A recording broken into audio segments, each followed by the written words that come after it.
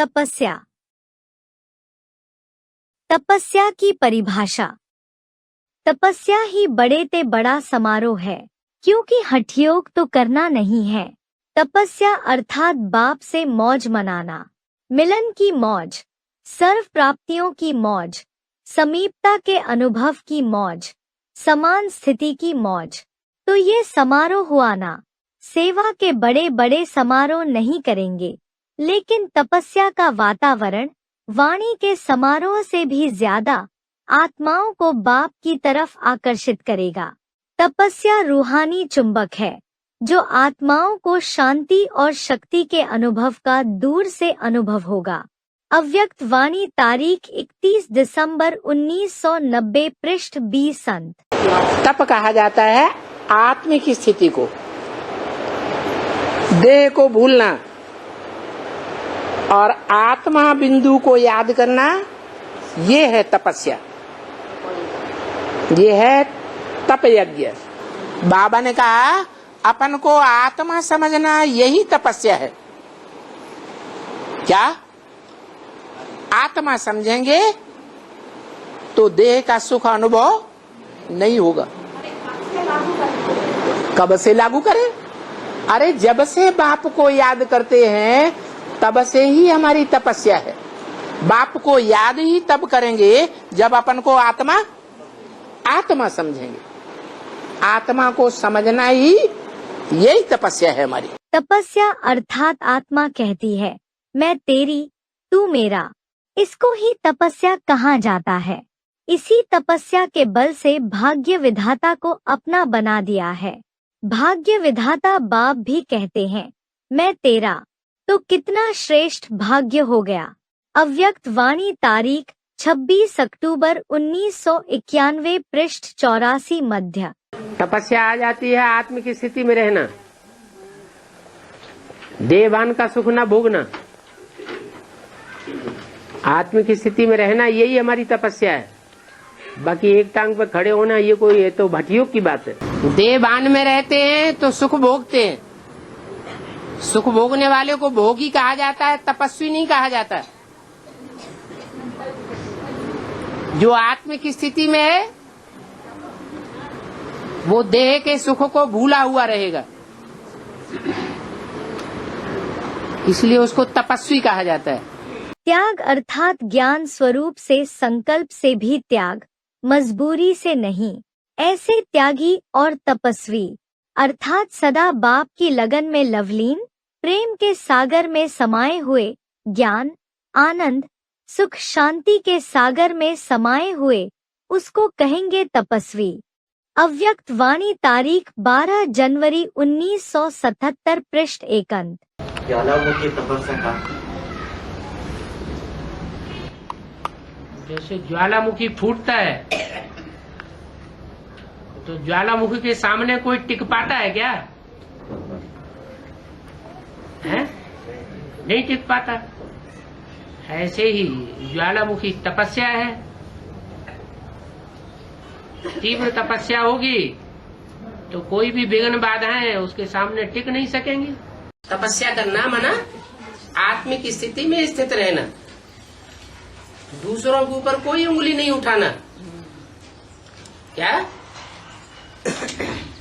आत्मिक स्थिति में रहने वाला सहन करता है, कभी सवाल नहीं करता, सामना नहीं करता, स्वयं सहन करता है, क्योंकि आत्मिक स्थिति में देह अभिमान आता है तो परचिंतन चलता है। ये पतित पावन बाप के सामने कुर्बानी है याद की। कई का कुर्बान, किस चीज का कुर्बान करते हैं? देहभान को कुर्बान करते हैं। देहभान को त्यागना यही तो तपस्या है। जो आधा कल्प के पाप सिर पर हैं, वो जब तक भस्म न हो जाए तब तक वो सेकंड आ सकता है क्या? नहीं आ सकता। सेकंड में पाप थोड़े ही कटते हैं। उसके लिए तो तपस्या करनी पड़ती है। तपस्या अर्थात आत्म की स्थिति। और तीव्र तपस्या माने बाप की भी याद हो, उसमें टाइम लग जाता है। कौन सी तपस्या करनी है? तप करना माने आत्मिक स्थिति में रहना। अच्छा, ये धंधा करेंगे? बाबा कहते 8 घंटे धंधा करो और 8 घंटे शरीर की परवरिश करो, 8 घंटे ईश्वरीय सेवा करो। हाँ, तो 8 घंटा तप करेंगे, तपस्या आत्मिक स्थिति में रह के, यही तो असली तपस्या है।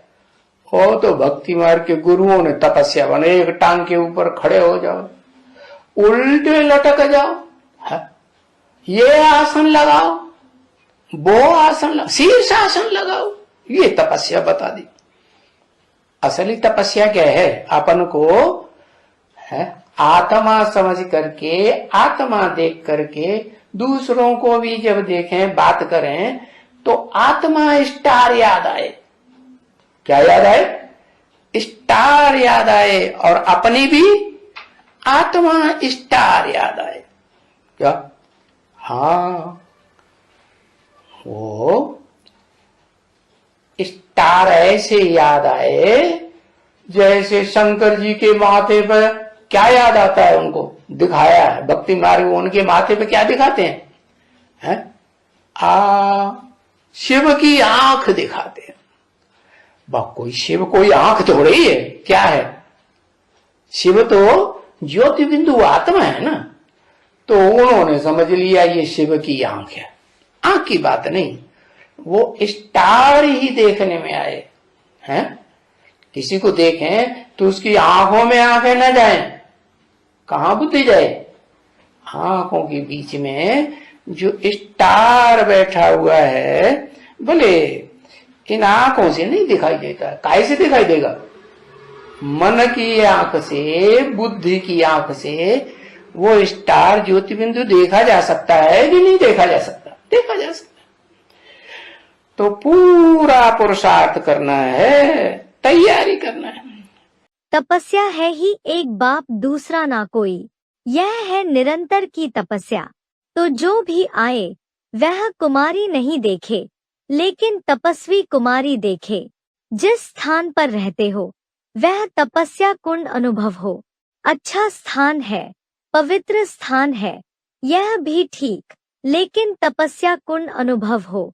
तपस्या कुंड में जो भी आएगा वह स्वयं भी तपस्वी हो जाएगा।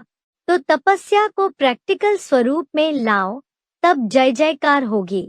तपस्या कुंड बनाओ, फिर देखो कितने परवाने आपे ही आ जाते हैं। तपस्या भी ज्योति है, ज्योति पर परवाने आपे ही आएंगे। अव्यक्त वाणी तारीख 13 अप्रैल 1983 पृष्ठ 3 मध्य। 84 जन्म तो देह का सुख भोगते रहे, और अब क्या तपस्या? सुख भोगने की बात बंद करो। इच्छा मात्रम अविद्या, ये है तप। क्या करो? ये भोगना बंद करो। अच्छा, तो लड्डू भेड़ा खाना छोड़ दे है? क्यों है? बढ़िया बढ़िया माल पका के खाना छोड़ दे, कच्चा खाना शुरू कर दे? बोलो है? कहते हाँ, ये सब खाऊं खाऊं, म्याऊं म्याऊं, कल की बात बताई ना, वो सब बंद करो। है?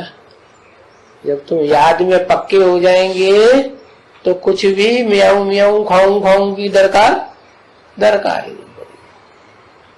देह खाती है, पेट खाता है, या आत्मा खाती है? आत्मा तो जैसे बापा भोगता, तो आत्मा भी है भोगता। जिस्मानी तपस्या और रूहानी तपस्या में अंतर। ये देवान से मरना ही, अपन को आत्मा समझना ही तपस्या है। जैसे वो तपस्या करते हैं आग के अंदर, चारों ओर आग जलाते हैं, एक पांव से खड़े हो जाते हैं, ये भी योगाग्नि है। तुम कहेंगे बाबा की याद है। बाबा कहते हैं हे बच्चे, मुझे याद करो तो विकर्म विनाश हो जाएगी, तुम्हारी आत्मा पवित्र बन जाएगी। सोने को पवित्र बनाने के लिए आग में डालते हैं ना, तो ये भी वो योगाग्नि है। बाप का है ही एक प्रकार का योग, वो तो अनेक प्रकार के हठ योग हैं। कहीं प्राणायाम चढ़ाते हैं, कहीं आसन लगाते हैं, कहीं एक टांग पर खड़े होकर के तपस्या करते हैं। बाप कहते हैं ये तो बहुत सहज है, इसमें कोई कठिनाई नहीं है। सिर्फ कहते हैं अपन को आत्मा समझो और मुझ बाप को याद करो। हठयोगी जो हठ या तपस्या आदि करते हैं तो तपस्या के समय आसन पर बैठते हैं। भिन्न भिन्न आसन होते हैं, तो आप लोगों लिए सदा योगयुक्त बनने के लिए कौन सा आसन है? निरंतर योगयुक्त अवस्था सहज रहे, इसके लिए बाप दादा सहज आसन बता रहे हैं। वह है कमल पुष्प का आसन। अव्यक्त वाणी तारीख 3 जून 1971 पृष्ठ 3 अंत 4 आदि। तुमसे कोई जाप नहीं करवाता हूँ कि नाम जाप करो, राम राम राम कृष्ण कृष्ण कृष्ण, नहीं। कोई तपस्या भी नहीं करवाता हूँ कि एक टांग से खड़े हो जाओ, सर के बल खड़े हो जाओ, सर्दी गर्मी में बैठ जाओ। ऐसी कोई तपस्या करना नहीं सिखाता हूं। ये देह को एकाग्र करने का कोई कार्य है, कोई ऐसी तपस्या नहीं कराता हूं। मैं तो तुमसे मन को एकाग्र करने की प्रक्रिया धारण कराना चाहता हूं। तो ये तपस्या मैं तुमको सिखाता हूं। न जाप कराता हूं, न कोई शारीरिक तपस्या कराता हूं। ये मन को तपाने की तपस्या है, मन को एकाग्र करना, देह को भूलना, आत्मा की स्थिति में स्थित रहना। तपस्या क्या है? मैं एक का हूँ, एक की श्रेष्ठ मत पर चलने वाला हूँ। इसी से एकरस स्थिति स्वतः हो जाती है।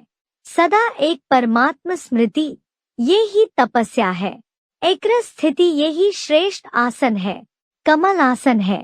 कमल पुष्प समान स्थिति, यही तपस्या का आसन है। अव्यक्त वाणी तारीख 8 अप्रैल 1984 पृष्ठ 1 मध्य। भक्ति मार्ग में तो तपस्या का कठिन रूप बना दिया है, दैहिक रूप, लेकिन बाबा ने तो तपस्या का बहुत सहज रूप बताया है। अपने को आत्मा समझना यही तपस्या है। इस तपस्या में जो जितना ज्यादा टिकते हैं उनको ऑटोमेटिक शिव का वरदान मिल जाता है। उल्टा खड़ा होने की बात नहीं है, एक पांव पर खड़ा होने की बात नहीं है, दोनों पांव पर खड़ा होकर हाथ ऊंचे करके खड़े होने की बात नहीं है।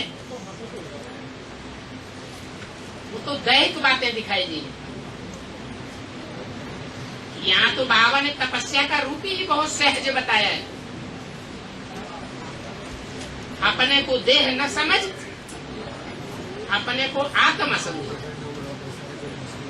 ये आत्मिक स्थिति में रहना ही तपस्या है।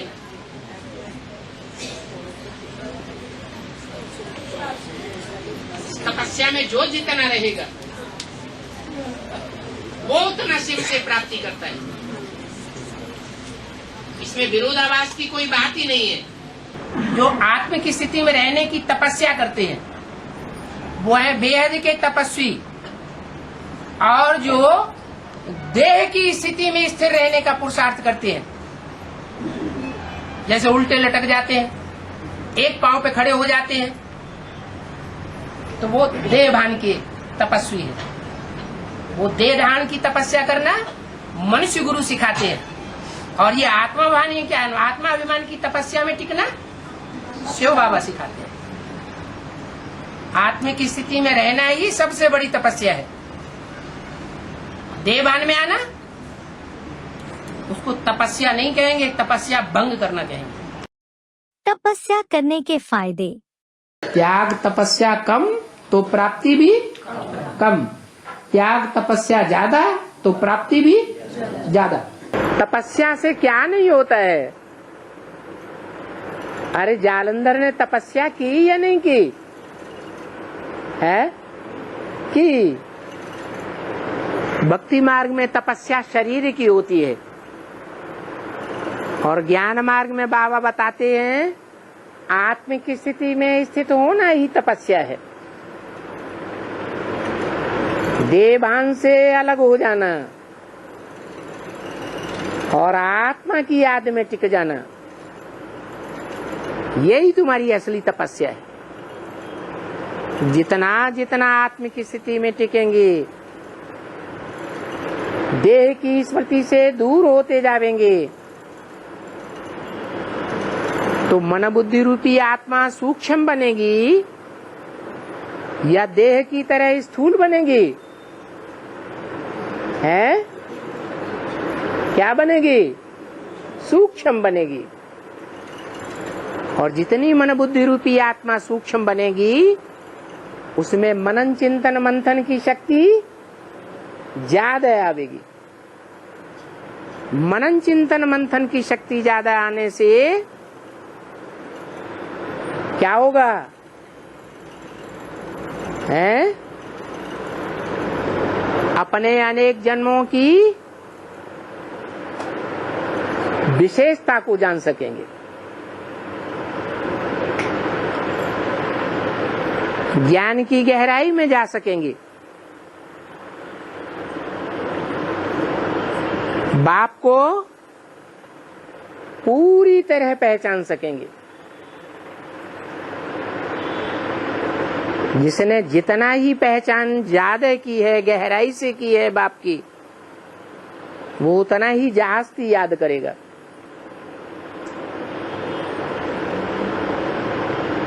पहचान नहीं तो याद भी नहीं। तपस्या में बैठना माना देवत्व की ओर आगे बढ़ना। अगर तपस्या ही नहीं करेंगे तो आत्मा तपेगी, हैं? जब आत्मा कुंदन ही नहीं बनेगी, तपेगी ही नहीं, तो ज्ञान कैसे निकलेगा?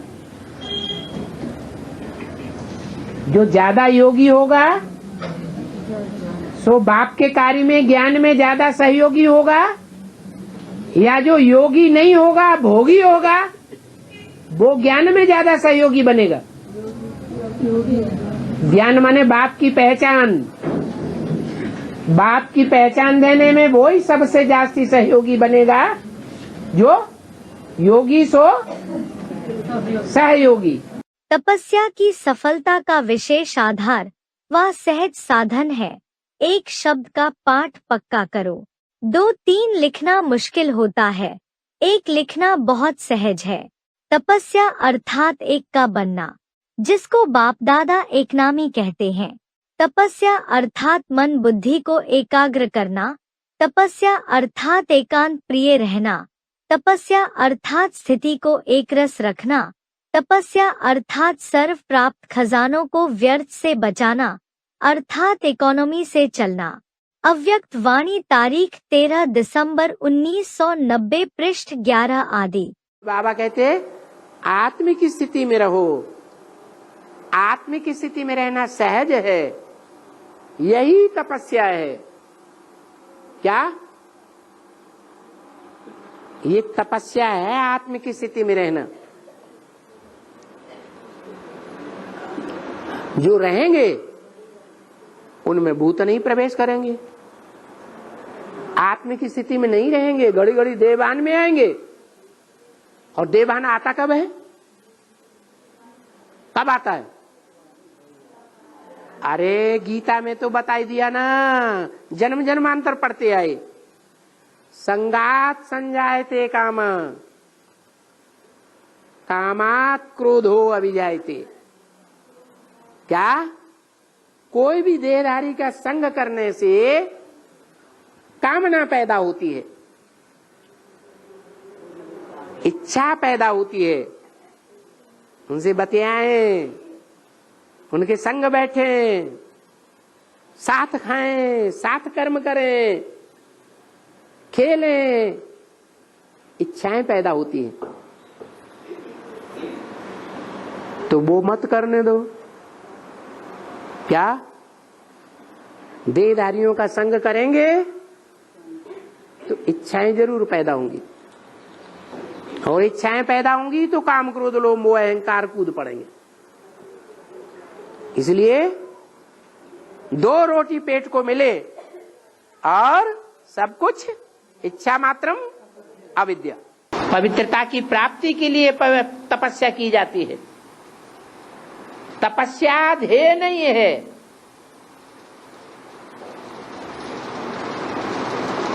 तपस्या कोई प्राप्ति नहीं है। प्राप्ति है आनंद। तपस्या करते हैं तो पद मिलता है, तपस्या का फल जरूर मिलता है। शास्त्रों में दिखाया है, चाहे असुर ही क्यों न हो, आत्मिक स्थिति की जिन्होंने तपस्या की, उनको तपस्या का फल देने के लिए भगवान को आना ही पड़ता है।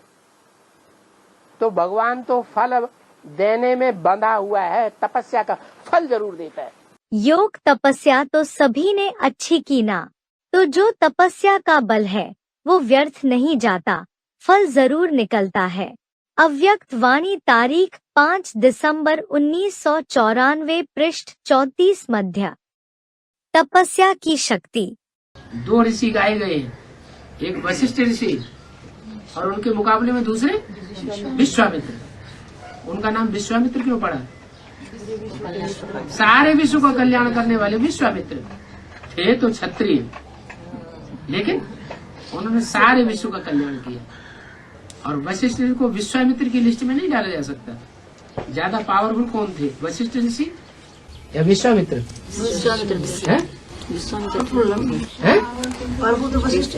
वशिष्ठ थे। सुनने उन्होंने, लेकिन किया काम ज्यादा विश्वामित्र। फिर हराया किसने किसको?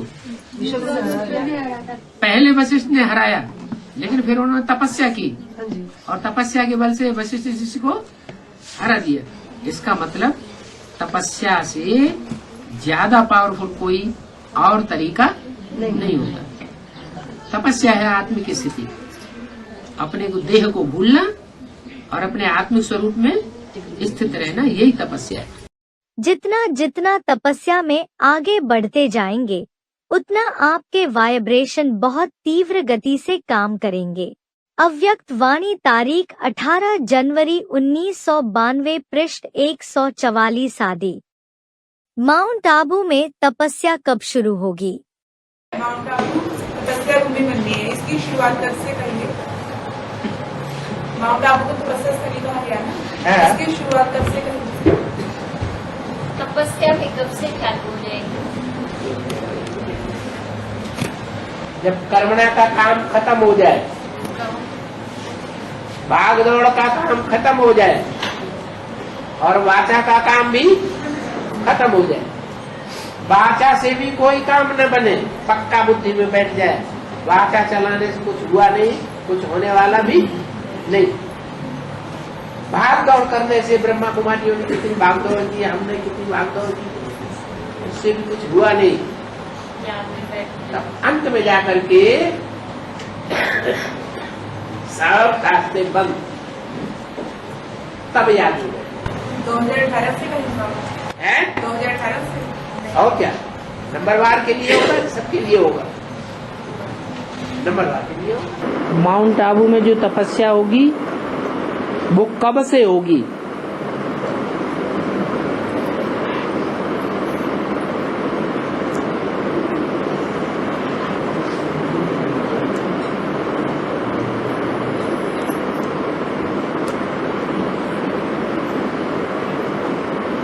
जब कोई बात की अति हो जाती है